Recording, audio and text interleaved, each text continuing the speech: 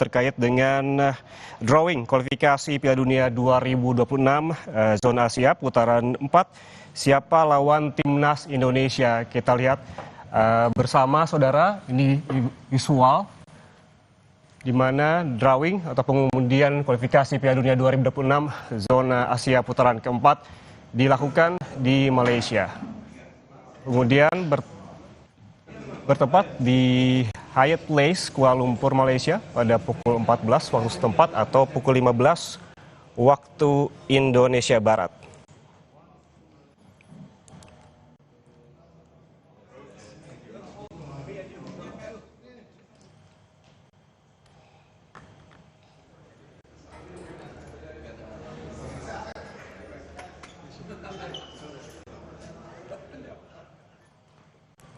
Ya, saudara, kita lihat bersama, ini merupakan undian kualifikasi di mana hasil drawing kualifikasi Piala Dunia 2026 zona Asia putaran 4 disebutkan bahwa di drawing putaran 4 kualifikasi Piala Dunia 2026 zona Asia ini digelar di AFC House Kuala Lumpur, Malaysia pada 17 Juli ataupun hari ini, di mana Indonesia berada satu grup dengan Arab Saudi dan juga Irak. Arab Saudi bertindak sebagai tuan rumah.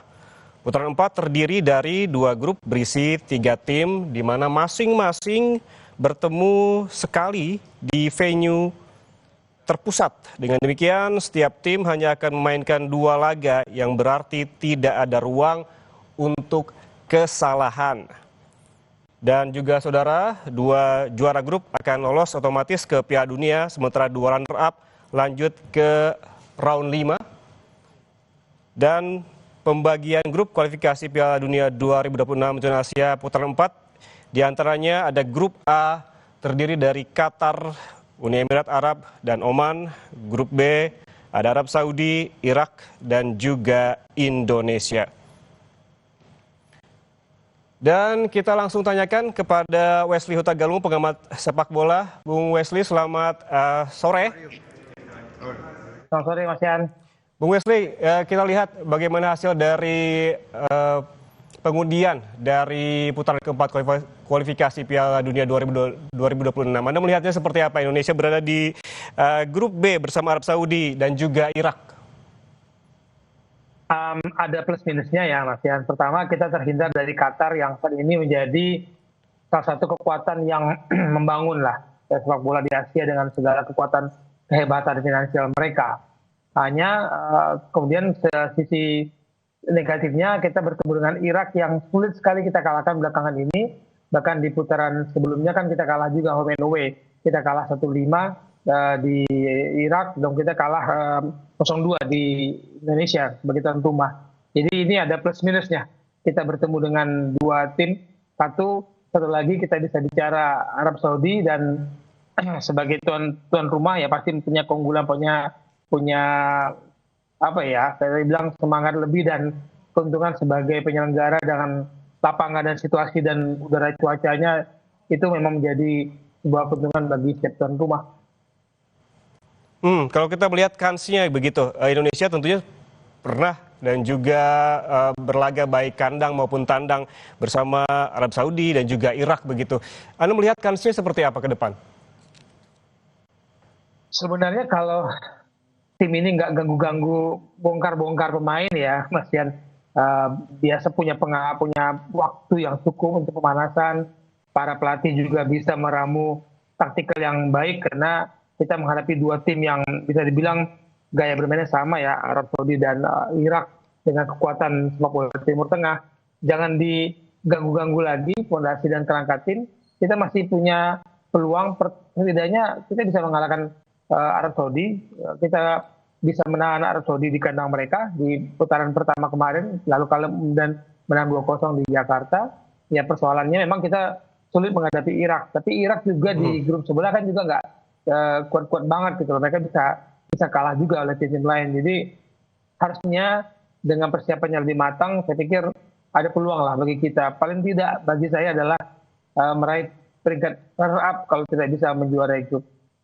Ya, seperti Anda sebutkan bahwa jangan diganggu-ganggu lagi terkait dengan skema permainan timnas Indonesia. Tapi kita ketahui bahwa memang selalu ada terobosan dan juga pergantian pemain begitu kelihatan ketika timnas melawan tim-tim di kualifikasi Piala Dunia ini. Anda melihatnya seperti apa? Apakah memang sesungguhnya perlu mempertahankan skema ataupun taktik yang sekarang telah dilakukan sebelumnya, ataukah memang perlu juga ada terobosan lain?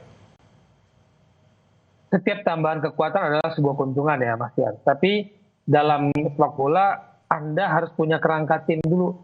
Penambahan pemain baru itu bisa menjadi penguat ya. Bukan kemudian kerangka ini berubah lagi setiap ada pemain baru, nanti tambah lagi pemain naturalisasi, tambah lagi diaspora, bongkar lagi gitu. Nah sekarang kan isunya bahkan sampai ketum federasi yang menyampaikan bahwa oleh Romani cedera dan harus operasi dan sulit membela Indonesia di Oktober nanti. Ini ada sebuah ketakutan bagi saya, atau narasi komunikasinya, bahkan seorang ketum federasi menyampaikan kondisi pemain yang cedera itu kan sebuah wujud kekhawatiran kita. Nah, kalau ada tambahan lagi 2 atau 4 lagi pemain dari diaspora, naturalisasi, ini pasti akan menyulitkan Patrick Kluivert dan timnya, karena tidak ada waktu untuk melakukan pertandingan uji coba, membangun chemistry di antara mereka. Yang sekarang aja masih terus cari-cari chemistry kan, karena nambah lagi orang baru. Ya, kalau kita melihat jadwal terbaru ya, Bung Wesley, ini Indonesia akan bertemu Arab Saudi pada 8 Oktober 2025. Berarti sebetulnya ini waktunya bisa dibilang pendek sekali juga tidak, panjang sekali juga tidak begitu. Apa yang perlu dilakukan oleh Patrick Kluivert? Mengingat jarak waktunya pun begitu cukup bisa berlatih begitu atau dimaksimalkan? Iya, 8 Oktober adalah sebuah pertandingan yang pembuka melawan Arab Saudi. Tapi ingat, di dalam negeri tanggal 8 Agustus kompetisi sudah jalan, sudah mulai. Semua pemain tim nasional akan membela klubnya masing-masing. Di Eropa sana juga sudah mulai.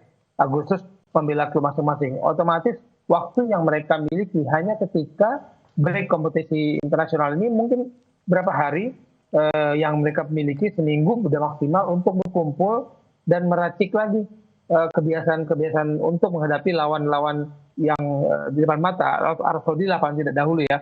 Kita lupakan dulu Irak karena fokus dulu menghadapi Arab Saudi. Waktunya kan tidak banyak. Mereka berkompetisi semua di klub masing-masing.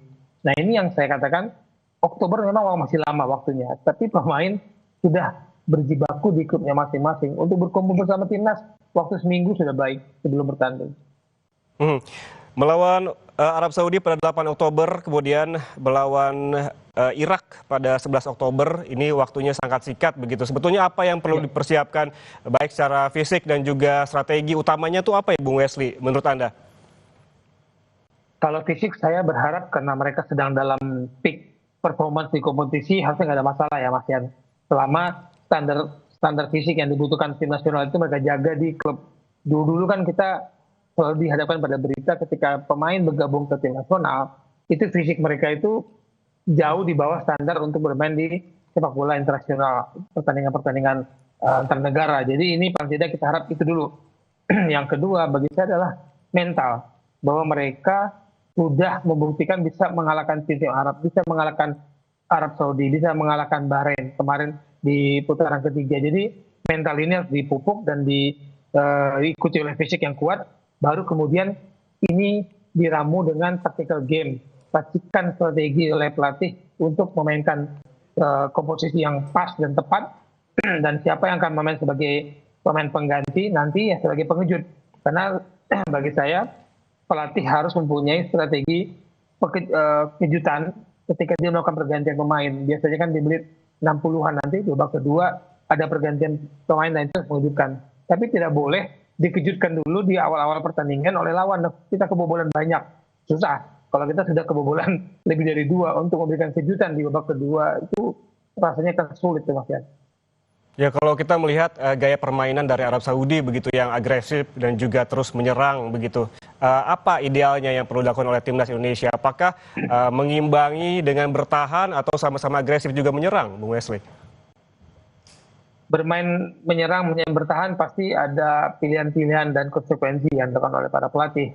Cuman kalau melihat gaya bermain era Patrick Kluivert dan era Sintayong kan ada perubahan. Nah, di era Patrick Kluivert mencoba menguasai bola bermain dari tengah dan sedikit kalau saya katakan mengurangi daya ledak kita di sisi kiri kanan sayap-sayap. Kita kan terkenal, pemain Indonesia itu terkenal dengan cepat. Nah, bagi saya ada baiknya bila Patrick Kluivert dan Alex Pastur dan tim pelatih itu bisa mencari komposisi yang pas, yang ideal, karena menghadapi Arab Saudi mereka pasti memainkan bola-bola silang, bola jauh ke dalam garis pertahanan kita, dan bola-bola silang itu berkali-kali terjadi dan itu selalu merepotkan kita. Saya harap tim pelatih sudah punya anti teori untuk mengantisipasi bola-bola silang yang akan sering terjadi di garis pertahanan kita. Ya, menurut Anda dari jajaran pemain timnas Indonesia, siapa yang menjadi pemain kunci begitu nanti yang akan menghadapi Arab Saudi?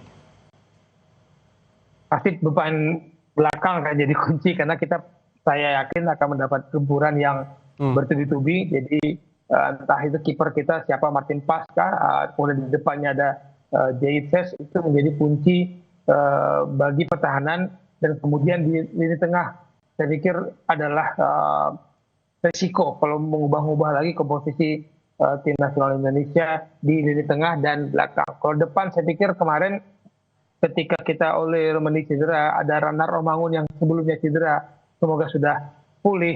Nah, ini juga kita berharap pemain-pemain kita yang dipilih nanti punya kecepatan seperti Marcelino atau mungkin Ricky Kambuaya, itu bisa menampilkan kemampuan terbaiknya.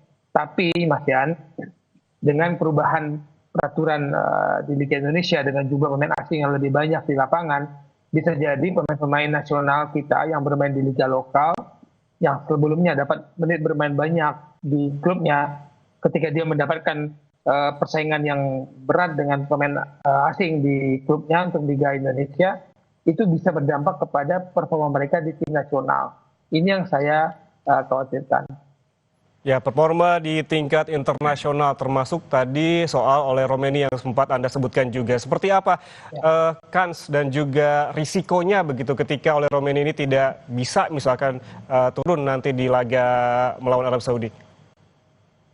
Nah, selama berapa tahun ya, hampir 5 tahun ini saya lihat daya ledak kita kan adanya permasalahan ketika kita nggak punya missing link kita di lini depan.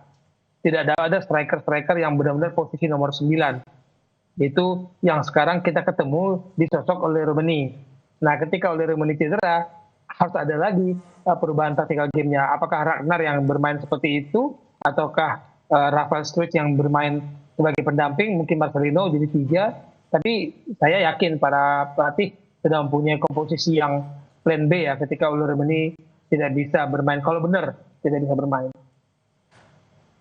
Oke, berarti apa yang perlu dilakukan ketika beberapa pemain timnas ini kemungkinan begitu tidak bisa turun di laga-laga selanjutnya.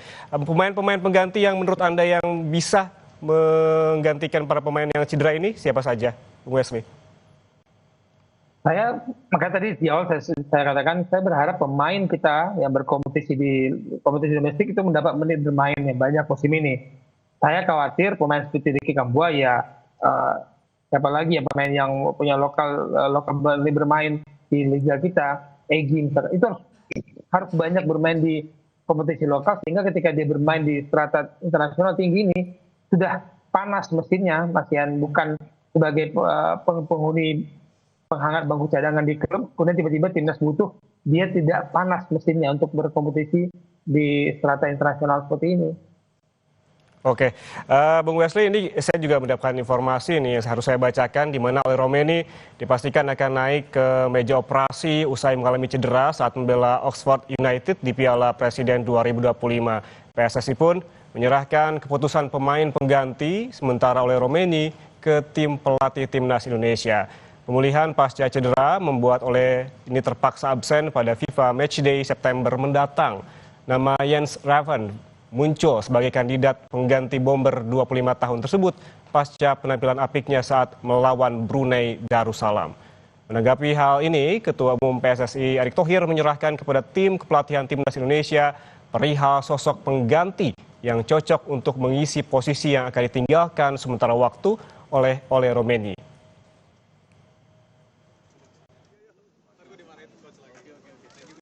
Nanti yang memutuskan ya tim kepelatihan.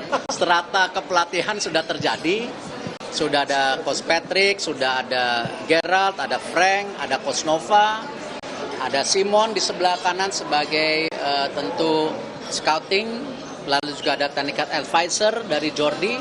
Ya mereka akan melihat seperti apa daripada talenta pool yang ada.